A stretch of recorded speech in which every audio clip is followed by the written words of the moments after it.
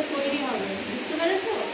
তো সেই জন্য মানে বাড়িতে এসে তোমরা তো অনেক সময় পাচ্ছ, বাড়ি এসেই তো সবাই খুব কাজে মানে ব্যস্ত হয়ে যায় না, তাই না?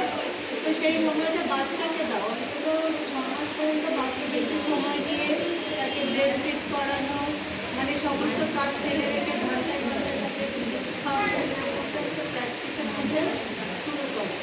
কারণ এইটা চলে যাচ্ছে বলেই আজকে আমাদের এই দিকগুলো পালন করতে হচ্ছে। যে আগে ছিল এগুলো ছিল না, আগে এগুলো ছিল, কারণ আগেকার মায়েরা এই যে কৌটো কৌটো খাওয়া যেত।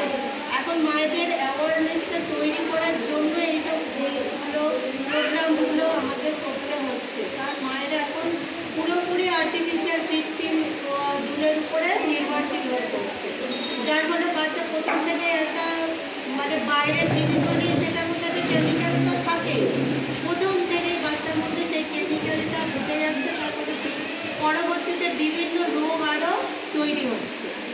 তো এই ব্রেস্ট ফিডটা তো একটা ন্যাচারাল জিনিস, তাই না? তো সেইটা যদি খাওয়াও বাচ্চাদের প্রথম থেকে, তাহলে বাচ্চার সেই ইমিউনিটিটা প্রথম থেকেই তৈরি হয়, বুঝা গেছে? আর বাচ্চা জিনিস বললেই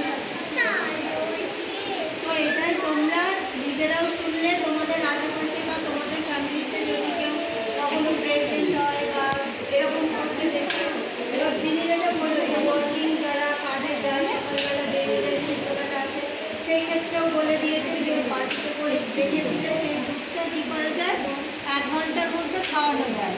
এবার ধরো